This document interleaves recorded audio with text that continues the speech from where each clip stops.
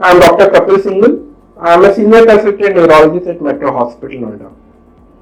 आज world multiple sclerosis day है। Multiple sclerosis किस प्रकार की बीमारी होती है, इसके क्या लक्षण होते हैं, किन लोगों को होती है, कैसे इसका डायग्नोसिस किया जाता है, क्या इलाज संभव है।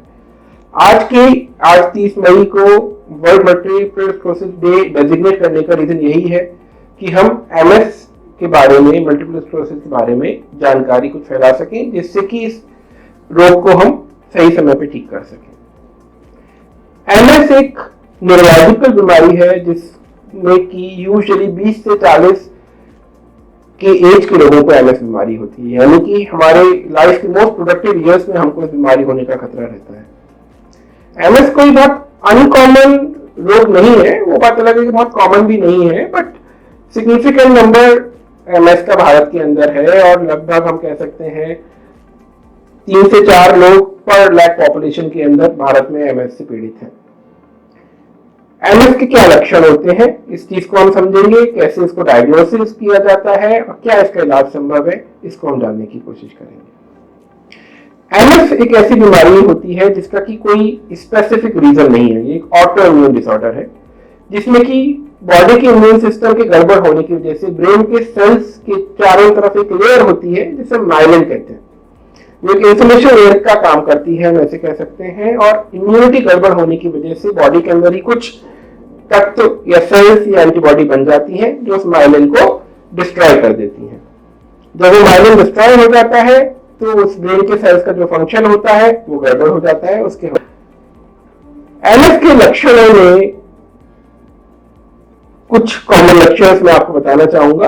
किसी को अगर सडन विजन लॉस हो जाता है, सडन विजन लॉस मतलब आंख के अंदर धुंधलापन आता है, आंख से आपको कलर्स क्लियरली दिखना बंद हो जाते हैं, जो कि 2-4 घंटे या ओवर 24 आवर्स प्रोग्रेस कर जाते हैं। प्लेननेस विजन लॉस, अगर एक साथ आंखों से डबल दिखना शुरू हो जाए, चेहरे पे सुनपन हो जाए, एक तरफ का हाथ या पैर काम करना बंद कर दे, एक साथ बैलेंस गड़बड़ हो जाए, पैर डगमगाना शुरू कर दे, या साथ में कभी ऐसा हो कि आपको कमर के अंदर ऐसा लग रहा है किसी ने पट्टा सा बांध दिया है और उसके नीचे का पैर सुन्न हो गया है, हाथ पैर चलना बंद हो गया है, या यूरिन रुक गया है। ये कुछ कॉमन सिम्टम्स मल्टीपल स्क्लेरोसिस के हैं।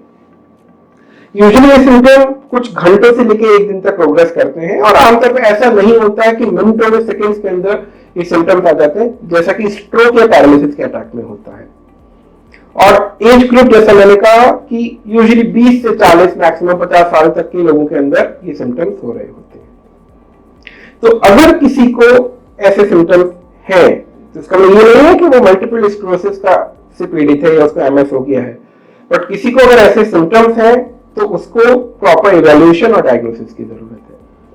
तो कैसे हम एमएस का डायग्नोसिस करेंगे, उसके लिए हमें एक न्यूरोलॉजिस्ट से मिलने की जरूरत है और उसके सस्पिशन अगर होगा तो उनके एडवाइस में हमें फर्दर इवैल्यूएशन कराना होगा। एमआरआई ब्रेन या एमआरआई स्पाइन, जो की सुविधा भारत में अब तो छोटे छोटे शहरों के अंदर भी उपलब्ध है, एक मेजर टेस्ट है जिसके द्वारा हम एमएस के डायग्नोसिस को कर सकते हैं।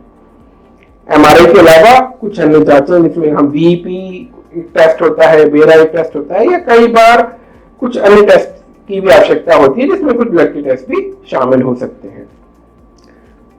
एमएस अगर एक बार डायग्नोसिस हो गया है, लक्षणों के आधार पे, पेशेंट के सिम्टम्स के आधार पे और इन्वेस्टिगेशंस के आधार पे, तो हमें समझना होगा कि एमएस कई प्रकार का हो सकता है।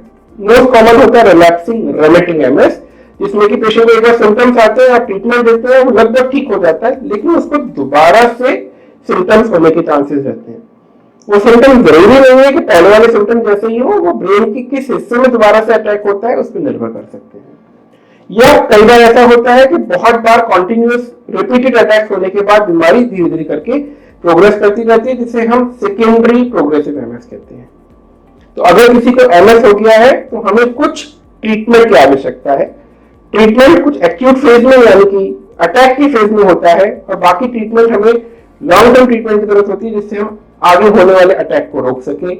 आगे होने वाले अटैक को अगर हम रोक पाएंगे तो डिसेबिलिटी या डेफिसिट जो बॉडी के अंदर आने के चांसेस है उसको कम कर सकते हैं। एमएस के इस ट्रीटमेंट में इंजेक्शंस और ओरल मेडिकेशन दोनों ही अवेलेबल है, और वर्ल्ड में जो भी ट्रीटमेंट आज की तारीख में अवेलेबल है, वो फॉर्चुनेटली इंडिया के अंदर भी अवेलेबल है। हाँ, हमें दवाइयाँ रेगुलरली और लंबे टाइम के लिए खाने की जरूरत हो सकती है, और अगर हम सही से दवाई खाते हैं, सही से ट्रीटमेंट करते हैं, तो 80% तक हम आगे होने वाले अटैक को कम कर सकते हैं। हमारा पर्पस इस सब कुछ कहने का यही है कि अगर हम एमएस को सही समय पर डायग्नोज कर लें और सही समय पर लॉन्ग टर्म ट्रीटमेंट शुरू कर लें, तो इससे होने वाली डिसेबिलिटी को हम कम कर सकते हैं, एमएस से हम लड़ सकते हैं, एमएस से हम जीत सकते हैं। धन्यवाद।